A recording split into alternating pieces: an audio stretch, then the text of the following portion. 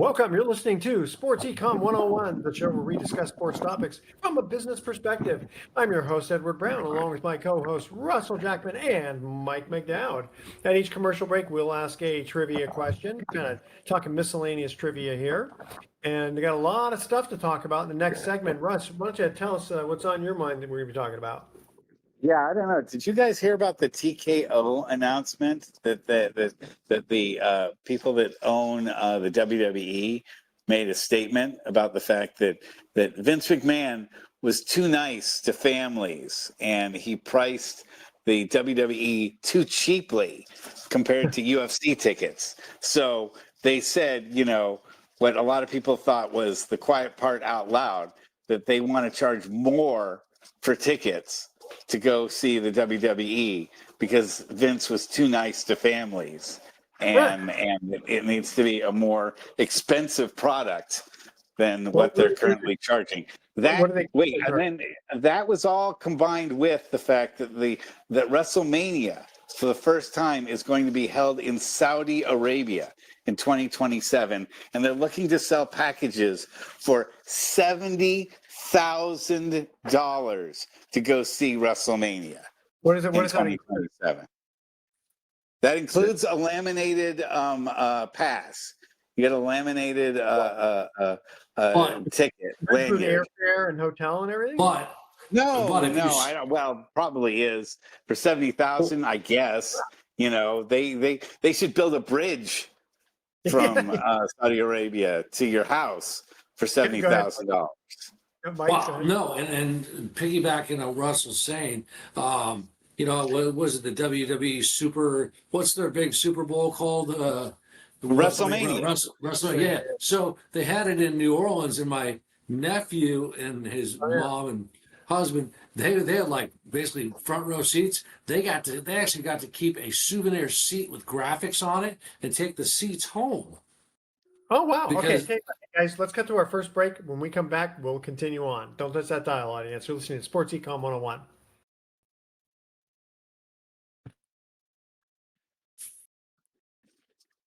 Welcome back to Sports Econ 101. I'm Edward Brown, along with Mike McDowd and Russell Jackman. We were starting to talk a little WrestleMania thing. So, Russ, how much are the how much were the tickets before this Vince being too nice a guy? I think $11,000, but I do want to point out that I myself saw WrestleMania 2 in person, and the tickets were $15. Wait a minute, and they're getting I got my money's worth. Yeah, but they want $70,000 for 2027. So you're in the nosebleed section. Yeah, your pals better, the ones that went to the one in New Orleans, better live it up, because that's probably the last time they're ever going to go to a WrestleMania. In fact, that's probably going to be the last time someone who isn't the freaking royal family from Saudi Arabia is going to see a WrestleMania. That was my nephew, by the way, and he got to keep that. Yeah, well, they got to keep they actually got to keep the seats as souvenirs. They were padded seats. They were top 1-2 rows near the ring, and paid a lot of money. But the seats were the wrestlers, the graphics on there, really cool. I mean, talk about a souvenir. If you get that thing signed, that's kind of a rare item. So where did you, Russell, how much are nosebleed tickets? They're not 11,000. They can't be.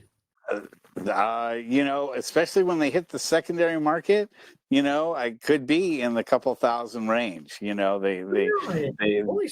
Yeah. Type.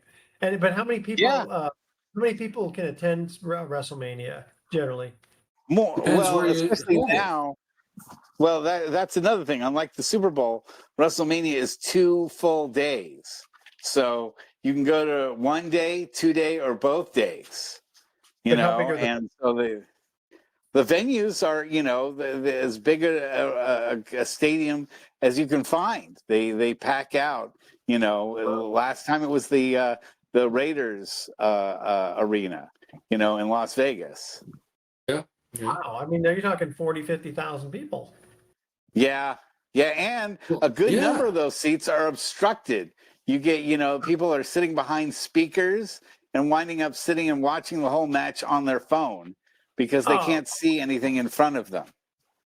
Man, there's something wrong. Something wrong about that. Who are There's the? and the fact that TKO is saying we're not making enough money. I've never seen a company that's making as much money as TKO look people right in the face and say we're not making enough money off of you. We need to make more. It really just it's just all supply and demand. I mean, if they can get a lot more people who are going to pay three, four, five, six, $7,000, they'll just keep raising the prices. Every goose has its killing point. Every Yeah, goose. exactly. That's a good way. There isn't a goose that's so golden that you can't possibly raise the price too much that people will react to it and say that's enough. I've had enough. And the reaction from the online wrestling community as a whole is absolute disgust. And most people are saying, I can't believe that TKO found a way to make Vince McMahon look like a good guy. It's funny. It reminds me of years ago when we were doing the show, and LeBron went to the Lakers, and we were talking about, well, what's that going to do to the ticket prices? And in one respect, you say, well, automatically, oh, the ticket prices for the watching them will go up. But like you said, every goose has its killing point. You can't charge $1 million a seat, otherwise you're just not going to fill the stadium. I mean, that's kind of ridiculous. But let's say charging, $75,000 for a ticket, you're only going to get a few people to actually go, right? But that's what TKO is saying. They're saying we'd rather sell one ticket for $1 million than we would 100,000 tickets for $10. Well, that's what's going on right now. But well, then time out. Then you take away the allure and the luster of having live, a huge, massive crowd that makes noise. And if you don't have that crowd, I'm sorry, I don't want to watch a boring one person fan in a stadium. Yeah. Come on, that's ridiculous. That's ridiculous. Oh, do they have it on The Saudis don't mind it. The Saudis don't seem to mind it. Come on, you're not even talking realistic now. I mean, yeah, but the Saudis aren't realistic. Are they going to do like pay-per-view? Yeah, and that there's already these huge contracts for networks that have already signed up to pay the WWE and TKO billions of dollars, that even if they don't sell a single ticket, they've made tons of money right up front. So there's no real incentive to sell tickets. I gotta hand it to the wrestling community from the standpoint. I mean the wrestlers, because the talent obviously is good enough to command that kind of money, right? Unfortunately the WNBA hasn't quite gotten there for their sport. They've gotten better, but for whatever reason. But maybe it's good they don't, because what my point is going to be is that taking a family out to a wrestling event used to be something that you could do because it was affordable. Now it's not. Now it's become like a Super Bowl ticket. Now it's become like these, going to Wimbledon or. Yeah. But how clean are they? I've never actually been to a wrestling match. How clean are they? Like real family entertainment. Go ahead, Mike. I've covered wrestling matches, and I got to be quite honest, I was rather shocked. I could not believe how staged it was, how, for lack of a better term, fake. But great acting. I'm not saying they're not good but athletes. People are. I'm not saying they're not good athletes, but I humbly do believe that wrestling is, in many respects, a cult following. It is not. I mean, it is mainstream, but it's not mainstream. I mean, yeah, TNT will show it, other networks will show it, but it's not like the NFL. It's not like the NBA. It's just, I mean, I respect them, and I know Russell has a lot of heart and soul in this sport. I respect him, but as far as being a mainstream sport and truly galvanizing people, no, it doesn't. But you know what though? It doesn't matter. There was a time not too long ago where Staples Center was sold out for people watching other people play video games, and they sold it out. Well, yeah, but I get it. But again, that's a unique, almost cult following. Again, it's not mainstream. No, not true, but it doesn't matter. I mean, right? It's supply demand, whatever the audience wants. Fortunately, you're talking about a small group of what Staples Center places, what 18, 20,000? Okay, that's great, but that's it. And unless you tell wrestling, But wrestling has become a major part of ESPN programming. Yeah, It's a it major has. part of Netflix's programming. So it's not just on the periphery anymore. No, It that's it true. is got the kind of ratings that NASCAR wishes it got. That's the kind of ratings even the NBA kind of wishes it got. So Well, they don't have it. I mean, how often do they do the matches? now it's every month. Now there's big pay-per-view stuff happening. Sure, I bet. Especially it's not just the WWE, You but know, there and are like other Well, feds. NBA is like, a game every day or every other day type of thing, and like football's once a week for the most part. But I mean, it's amazing how far it's come compared to like when I was a kid. We was just Saturday morning watching wrestling, and that was it. yeah, yeah. Some people And, wish it would go back. yeah. Hey, all right, guys, we're gonna go to our first. Go ahead, Mike, real quick before we go to Oh, our no, trivia. listen, besides wrestling, and like I said, wrestling to me is just like a periphery sport. It's all fine and dandy, but we got to talk football, Oh, no, we'll NFL, get that Sure. in the next college section. football, and do you know already there is the first coaching casualty, and I Yep. definitely want to talk about that because that's huge, and I want to tease the good people who are listening because this program is an absolute freaking joke, Okay. a joke. All right. We'll come back to when we come back to the next segment. All right. Trivia question. Here's our trivia question. Which is the largest joint in the human body? All right. Which is the largest joint in the human body? You That's don't our trivia smoke it?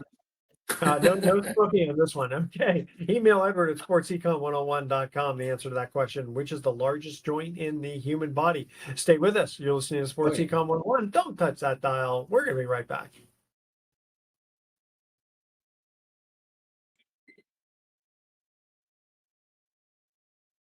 Welcome back to Sports Econ 101. One more time, I'm Edward Brown, your host, along with Mike McDowd and Russell Jackman. Our first trivia question: which is the largest joint in the human body? Anybody? Russell got this. He's pretty good at this stuff. Largest I was going to joint. say the one that Cheech and Chong roll up. Yeah, Hey, that's you what didn't, I said about not I smoking. just said that one, Russell. You can't steal my Yeah, material. yeah, just feels like- Oh, okay. You- Sorry. you- I I'm would not- say the knee. That is correct.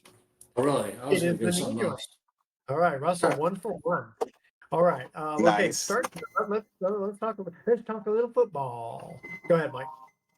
Oh no, you want to talk? Is it okay to talk college? We have to go NFL first. No, that's fine. College football's fine. Hey, I got a little fired up talking about this. In fact, in the Chiefs, I didn't tell you what happened. I just said, listen, there's a casualty, and you know who that casualty is? Let me just say this: they have a famous song. It's called "The Sons of Westwood." Westwood, California, the Yeah, UCLA my brother went Bruins. to UCLA. Well, Yeah, my brother I went don't to give a rat's UCLA. behind. He's not too That is pleased. an awful, awful football program, and it's been that way for years. They just fired Deshaun Foster, who went 0-3. Listen to this. Not only did he go 0-3, he lost his first game. Got crushed by you. No, excuse me. They lost to UNLV. They lost to Utah. They got crushed.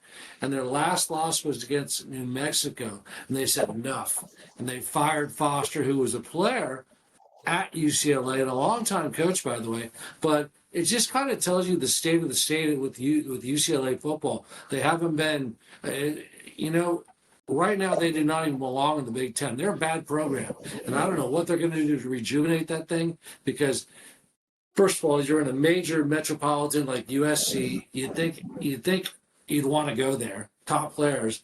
NIL money should not be a big deal. It should be, in fact, enhanced because you are in Hollywood essentially.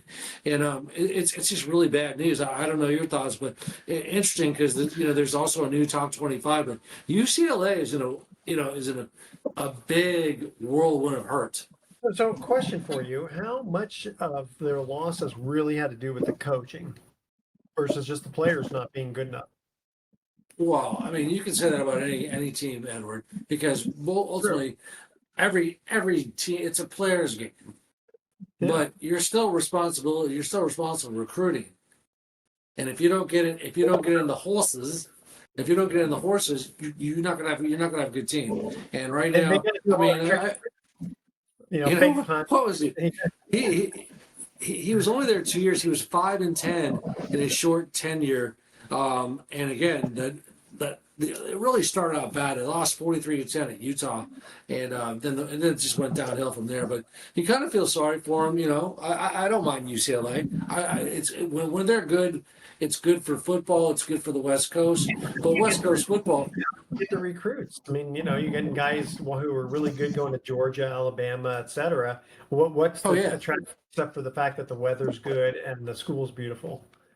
But for a real football player, though, why would you want to go to UCLA? Yeah, Mike, I do have a question for you. When was the last time since Troy Aikman was quarterback of UCLA that UCLA has put forward a really good football team? Great question. It's a great question. It's a great question. And wow. Well, certainly they've had some teams, I think, that have made it to the Rose Bowl. I'm trying to think of some of their. Yeah, but what does the Rose Bowl mean anymore? What does the Rose Bowl mean? I understand that, but if you're about tradition, I mean, at one point it was the pinnacle as far as I was concerned. Well, it's not anymore. So well, regardless, you can't debate. Hey, you can't say history. Since the BCS was instituted, UCLA hasn't contended for. Not only just not contended, they probably haven't even had a 500 season since the BCS. Not only that, but how play. these bowl games go nowadays, these players don't even play because they don't want to get hurt. Well, now you open up a whole can of worms. I know, but I mean, that used to never happen. I mean, you always, were excited to play. Well, not me personally, but you know what I mean. It's like you always had your college players play in the bowl games, and then suddenly it's like, what do you mean your top? Well, players? a couple of players got hurt. A couple of players, I forgot who they were, but a couple of players got hurt right in their bowl games, and it knocked their draft status completely down because they were injured. And they probably cost them millions of dollars. Right. I mean, you got the opportunity to make some big money right out of college. You don't want to do anything it's so funny. I mean, again, now this is on a really, really, really, really small scale, but I remember the night before a bowling tournament, I wouldn't do anything because I didn't want to risk hurting my hand, my knee, my whatever. So I literally just sat home, watched TV, did my homework, and then that was like really. That was for $0.00. Yeah. Well, I mean, that was. No, there was money that's in for it. like a $200 bowling trophy or a pizza or something like that. The tournament I won back in 1980, I won $800. That was a lot of money back then. Go ahead, Mike. Yeah, I mean, look, and also some other college football stuff. We'll get to the NFL, but you got teams like Oregon, Georgia, and Clemson who failed to cover the spreads this week. Georgia won in overtime against Tennessee. That was a great game. Interestingly enough, the Big 12 is kind of up on the rise. I'm talking about there's some new teams. You got Utah, Arizona, which is in the West, UCF, Central Florida, and Houston. They are all 11-0 again in the new conference right now against non-conference opponents and other teams they faced. But that's pretty impressive. The new top 25 is out. What I noticed, and I apologize to our listeners, but we have three teams in the West that are in the top 25, and USC is number 25, Utah is number 11, and Oregon's like number 4. So I mean, Cal is out of 25, Cal is 3-0. It's all fine and well, I know, and Cal, that's fine and dandy. Here's the deal, though, Russell. I don't know if you watch a lot of college football or are a Cal fan. Cal typically will start off at Edinburgh, per se. Indeed, they do. Cal has been. We're like, oh my gosh, we're 6-0, we're 7-0. You know what happens after that 6-0? They collapse and they lose every game, and that's happened more times than I can shake a stick. Literally. Why is that? Why do they keep? Is it because they're getting the harder schedule? No, I mean, look, I remember UCLA and Cal were undefeated. And there was like, oh, this is Cal's year. This is it. And we were pumped up. I think UCLA came in there and beat them like 63-7 or 10.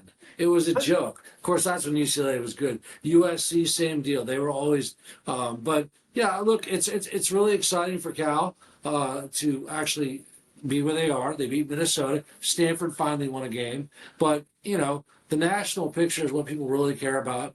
And top 20, the top 10 is, Ohio State 1, Penn State 2, LSU 3, Miami 4, Georgia 5, Oregon 6, Florida State 7. Texas is number 8. Illinois is number 9, and Texas A&M, which I can't stand. They just beat my Notre Dame Fighting Irish. The Irish have now lost 2 in a row. So it's a weird season, man. It's going to be interesting. I didn't talk to you guys last week, but I don't know if you guys, when Florida State beat Alabama, they were already calling for that Coach DeBoer. They were always saying, got to get rid of this guy. In his second year from Washington. No, he's a West Coast guy. He's a scheme guy. He doesn't really know how to coach. So it's such a finicky, college football players are very finicky, and it is what it is. But it's going to be a fun year. We'll see. I understand. Also, what did I see? Something about I can't stand this guy either. Brian Kelly at LSU had to apologize for excoriating a reporter. And have you ever seen that guy do an interview? Either he's super nice or he's just a complete, jackass. Yeah. Boy, he's a piece of work, that one. Huh. But all right, we got a couple of minutes here. Let's start moving on to pro football. So Brock Purdy gets hurt, and new guy comes in. Actually, no, he's not new because he used to play with New England, and he kind of, he did start off a little rough, but got a win for the 49ers. 2025 will be known as the year of the turf toe, by the way. Yeah. As it cost Burrows probably most of his season. And the same with Cincinnati. So are they going to start bringing back not artificial turf, but regular, natural? I don't know. Maybe they need to redesign you don't get your toe tweaked so badly. Maybe there's something to be done with that, or maybe do the artificial turf in such a way that it gets a little, a little bit better. Tell you what, let's go to our second trivia question here. What country consumes the most chocolate per capita? What country consumes the most chocolate per capita? And silly joke of the week. So last night I drank a bottle of invisible ink. I was at the hospital waiting for hours to be seen. Oh, come on. That was funny. Yeah, that was a good one. I liked it. It was cute. You're using up your dad joke privilege. You're using up your dad joke privilege. Hey, I'm controlling the clock, so I get to tell those dad jokes. And if you have a dad joke, either one of you guys, that's clean. I don't want to be disowned. You want to be disowned? Yeah. I know. My daughter, it's funny. She used to tease me that she didn't like them, but then now she actually likes when I do it. All right. So again, trivia question number 2. What country consumes the most chocolate per capita? All right. Stay with us. You're listening to Sports Econ 101. Don't touch that dial. We are going to be right back.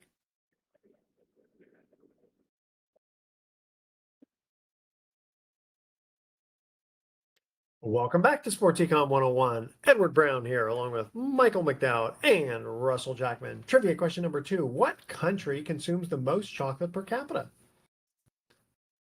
I'm going to take a guess. You might think it's the United States, which is one of the largest countries. I'm just going to say a country that produces exquisite chocolate, Switzerland.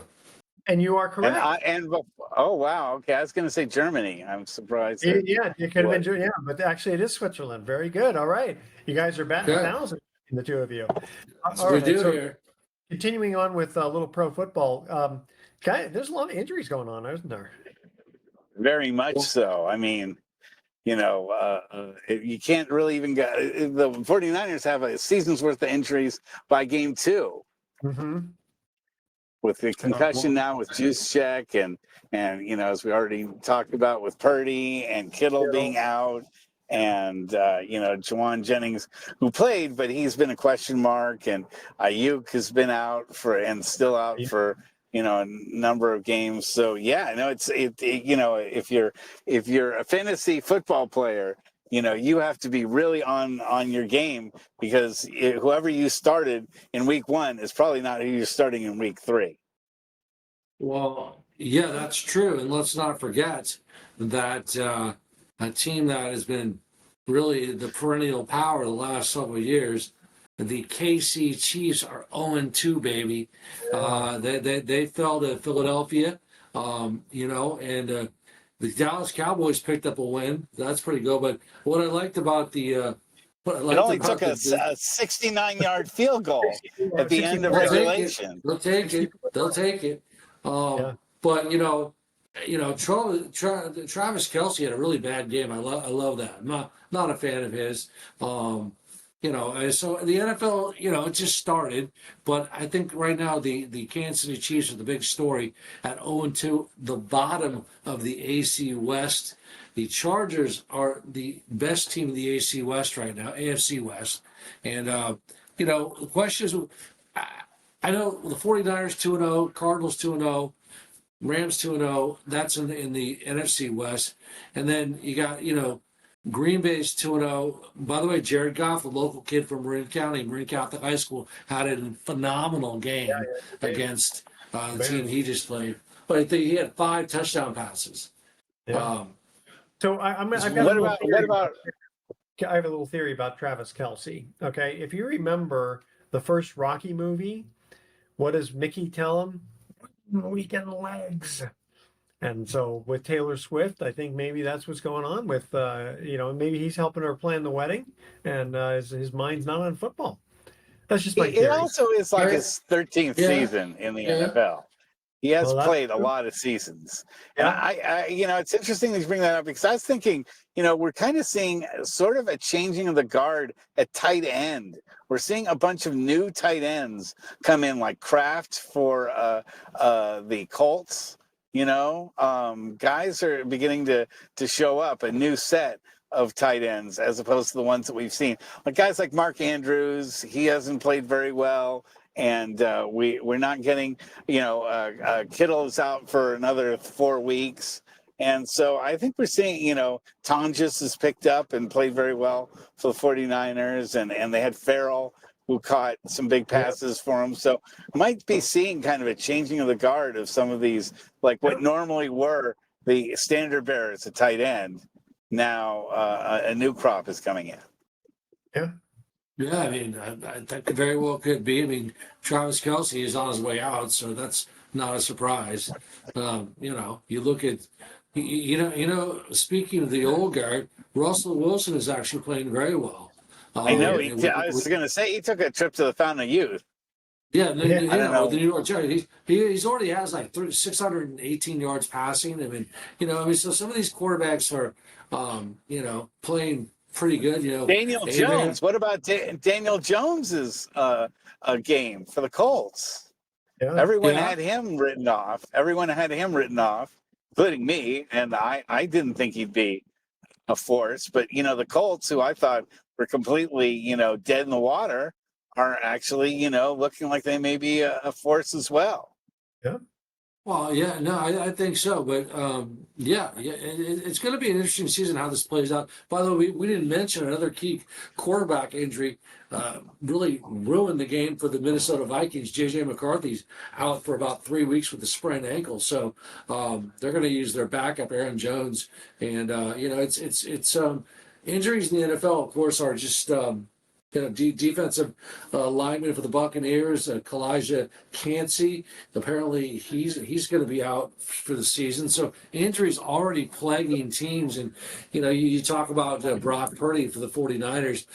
What's the deal with Mac Jones? Well, surprisingly, I was not confident at all with Mac Jones. I want to root for him because, he's with our team now. He's a local kid from Bowles High School in Jacksonville. And listen, you got to give a lot of credit to the defensive coordinator, Robert Saleh, because his game plans are right on the money. And 100%, that's what saved the Niners. But they're going to have to continue to step up. Now, let's hope Mac Jones can perform. I'm just using them as an example. But there's a lot of teams, you look what happened with, what's his name, Joe Burrow. That's a big loss, man. That's a big loss.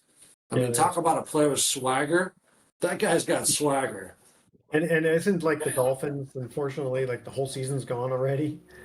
They're just they want to fire the coach. Yeah. And they Yeah, want to no, fire it's the true. quarterback, but you can't fire the quarterback. That's true. That's very true. Yeah, They're they're really talking, they're stuck talking with about Tua. and the Dallas kicker. They're talking about sometime he probably will hit a 70-yarder. I mean, it's amazing. It was really He's amazing. close. And Yeah. New York had Yeah. Dallas right where they wanted him. Yeah.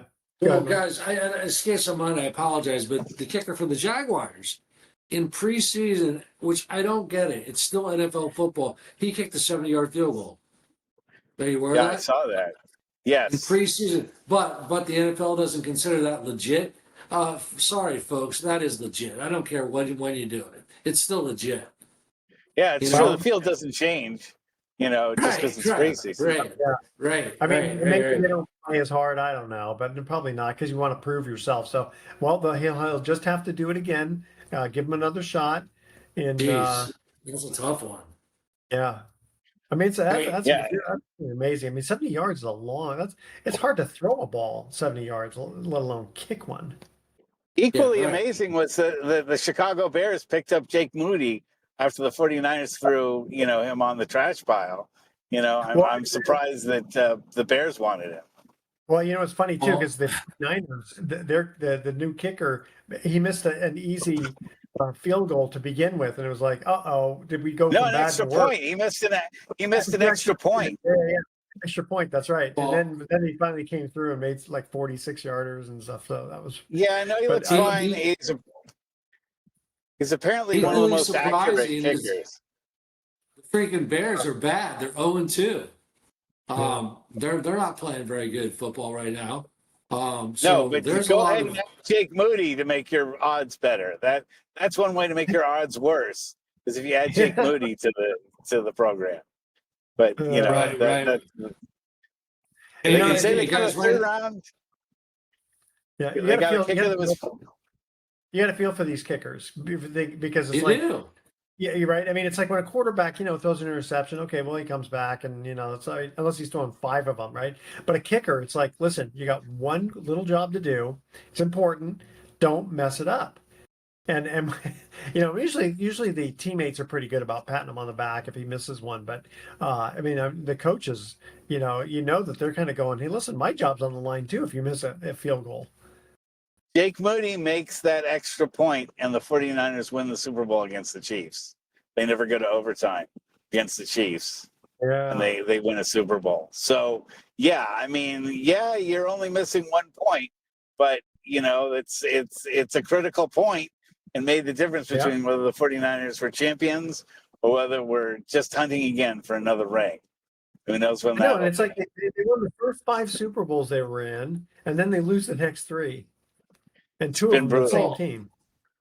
Been I brutal. mean, Yeah. talking about the Niners? Yeah. Yes.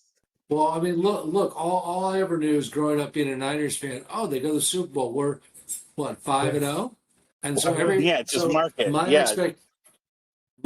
my expectation was okay. We should be like 8-0 right now because we never lost, and we haven't won a Super Bowl over what 30 some years. No. 1994. Yeah. And the thing is, it's like, when they lost to Baltimore, I mean, again, Harbaugh calling, a throw when back then he had, Colin Kaepernick had legs. And Three you had times. Frank Gore. You had Frank Gore, even more important. Yeah. Harbaugh called the same play 3 times with Kaepernick. Yeah. And it's like, dude, mix it up. Yeah, This is the Super Bowl. Just win, baby. I mean, borrowing Al Davis's tagline, but it really does tick up. Hey guys, we also can't forget there's something called baseball, and A little bit. The Giants seem to have forgotten. Yeah, well, the Philadelphia Phillies. Colorado Rockies are on a roll. The Phillies clinched their second NL East title with a comeback over the Dodgers, and they're talking about the San Francisco Giants. I'll tell you what, man. Congratulations to the Arizona Diamondbacks. They've now surpassed them, and they're an inch closer to getting a playoff spot. Meanwhile, the Giants, continue to to do their thing, and it's not very well. So it's disappointing. So it's going to be Dodgers, Padres, and maybe the Diamondbacks. Will Well, Colorado wind up being the Colorado's worst really team? good. Are they going to be the worst team of all time? Are we rooting for them? What is, I I mean, think so. I'm why, kind of why go this far? Why go this far with your record, Colorado, when you could just lose a few more games and become the worst team of all time? Just go ahead and do it. well, They're Good. only 43 games back. They're 41 and 109. I think that that I mean, talk about a bad team. Jeez. That's bad baseball. I mean, even the A's aren't as bad as the Colorado Rockies. In fact, They're you not look at saying the A's, the It's funny 'cause Sacramento A's.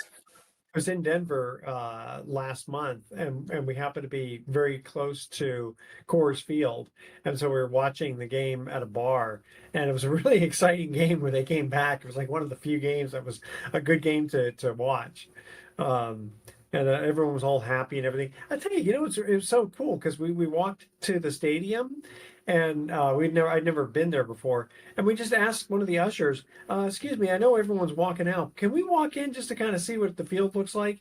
I mean, just the audience." And he was really great. He just goes, "Yeah, sure, go ahead." I'm thinking that would never happen in San Francisco. Okay, guys, here's our third trivia question. What is the strongest muscle in the human body? What is the strongest muscle in the human body? That's our trivia question. And audience, stay with us. You're listening to Sports Econ 101. Don't touch that dial because we're going to be coming back with some closing comments.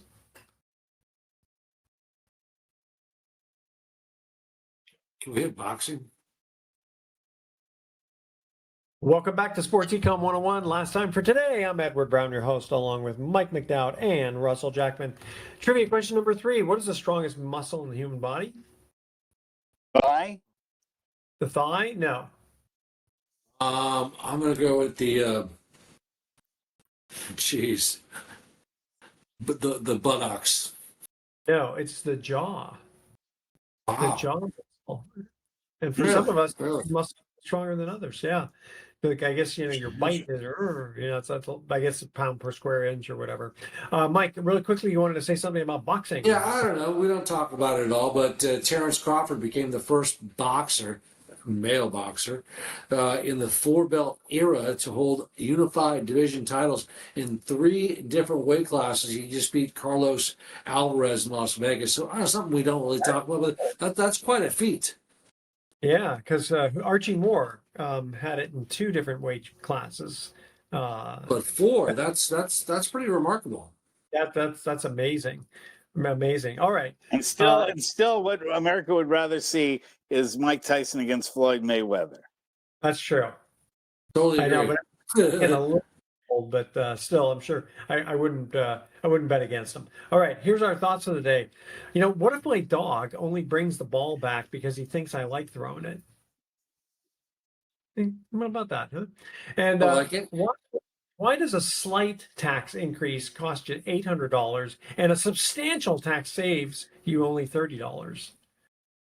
It's the way they phrase it, huh? What do you think? Because you're getting money back instead of giving it out. Maybe anything you get back is like getting blood from a stone. Okay. Then there's your answer. All right, audience, tune in next week to Sports Econ 101. We're going to be discussing sports topics from a business perspective and asking more trivia questions. Thanks for listening. On behalf of our team, I'm your host, Edward Brown. We'll see you next week. Adios and rest in peace. Rest in peace, Robert Redford. Yes. That's all.